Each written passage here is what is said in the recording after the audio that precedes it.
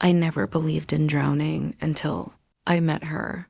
Not the kind that fills your lungs with salt water and pools. You under the kind that makes you forget you ever needed air.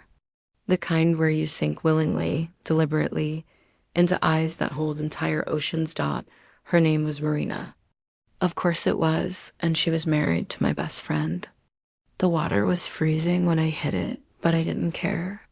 I needed to feel something other than the heat of her gaze on my skin during dinner. James had invited me over. James, my college roommate, my brother in everything but blood, and there she was. His wife. The woman I'd heard about for 3 years but never met. Marina stood in their kitchen like she owned the light itself, wearing a sundress the color of sea glass. When she shook my hand, her fingers lingered half a second too long. Or maybe I imagined it. Maybe I wanted to imagine it. "So you're the famous Riley," she said, and her voice had this quality like honey poured over gravel. Smooth but textured. Sweet but dangerous. I pulled my hand back and shoved it in my pocket. The evening unraveled in fragments wine. Laughter, James telling the same stories he always told. But I couldn't stop watching the way Marina's collarbone caught the candlelight. The way she bit her lower lip when she was thinking. The way her eyes found mine across the table, again and again, like a magnet finding North Dot after dinner. I excused myself to their pool. I needed distance.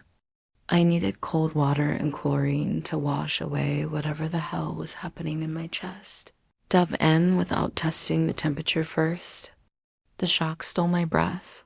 When I surfaced, she was standing at the edge, backlit by the house lights, watching me with an expression I couldn't read. "Mind if I join you?" She asked out. I minded. God, I minded. "It's your pool," I said. She didn't dive. She descended the steps slowly, deliberately, her dress clinging to her thighs as the water rose. She should have changed. She should have gone inside for a swimsuit. But she didn't, and I understood this wasn't about swimming. "James talks about you constantly," Marina said, floating closer. Too close. Riley this, Riley that. I was starting to get jealous. I laughed, but it came out wrong, hollow. Nothing to be jealous of. We're just friends, I know. She tilted her head, studying me. That's not the kind of jealous I meant. The night air suddenly felt thinner. I treaded water, putting distance between us, but she followed.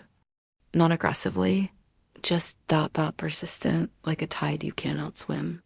"I shouldn't be here," I said. I meant the pool. I meant their house. I meant this moment. Why not? Because I stopped. Because what? Because I'd been with women before. Because I'd dated my share of girls in college, kissed them in dark corners, learned the geography of their bodies. Because I thought I was done with all that when I realized how complicated it made everything. Because I'd spent the last 5 years telling myself I was straight enough, bi enough to blend in, safe enough to disappear. Marina moved through the water like she was part of it. "I looked you up," she admitted. "Your Instagram, your artwork. You're talented. You stalked me?" "Researched." She smiled. "There's a difference. What did you find?" Her eyes held mine. Someone who's hiding. My heart slammed against my ribs. "You don't know me." "Not yet," she whispered. I avoided their house for 2 weeks. Made excuses. Claimed work was crazy, which wasn't entirely a lie. I painted during the day and tried not to think about Marina at night. I failed spectacularly at the latter. Then James called. "Marina wants to commission you," he said, excitement bleeding through the phone. "A painting for our anniversary. Can you believe it? She loves your work." I should have said no. Should have invented a waiting list, a packed schedule, anything. "Sure," I heard myself say. "I'd be honored." The first sitting was professional. Marina came to my studio alone. James was traveling for work, and we discussed themes, colors, composition. She wanted something abstract. Something about depth and discovery. Something that felt like finding yourself in someone else. The second sitting, her hand brushed mine when she handed me coffee. The third sitting, she asked about my ex-girlfriends. James mentioned you dated women in college, she said casually, too casually. Do you still... I'm bisexual, I said, the word feeling both familiar and foreign in my mouth. If that's what you're asking. And now? Now what? Do you date women now? Or did that stop after college? I put down my brush. Why does it matter? Marina stood from the stool, walked to where I stood by the canvas. She was close enough that I could smell her perfume, something citrus and dark. Because I need to know, she said quietly, if I'm losing my mind alone. The confession hung between us like a live wire. Marina, she stopped, swallowed hard. I've never felt this about a woman before. I didn't think I could.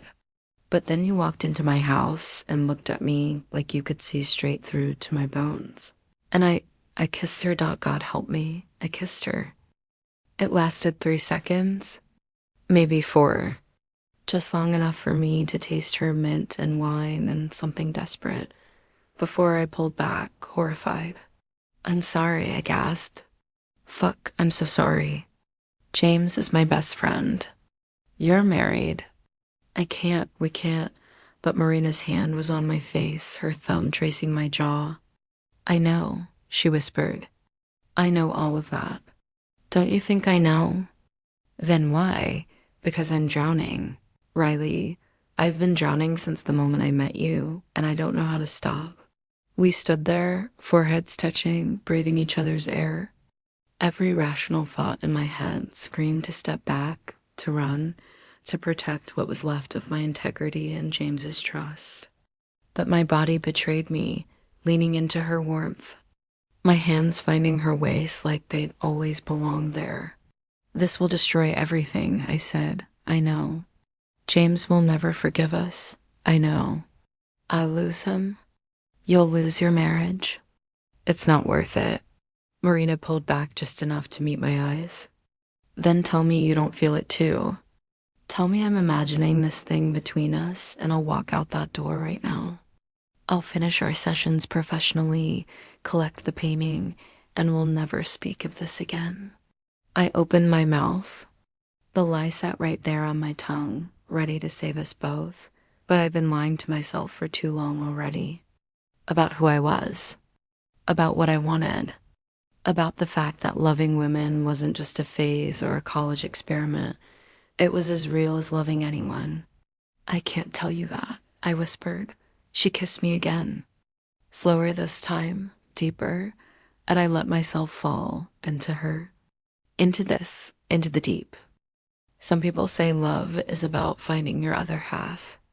But that night, tangled in Marina's arms on my studio floor, paint smudged on our skin and consequences waiting in the morning, I realized love isn't about completion, it's about recognition, it's about looking at someone and seeing all the parts of yourself you tried to hide, the messy parts, the complicated parts, the parts that don't fit neatly into boxes or labels, and having them look back and say, I see you. I see all of you. And I'm not afraid. We didn't have the answers. We didn't know how to navigate the wreckage we were about to create. But for the first time in years, I stopped trying to stay afloat.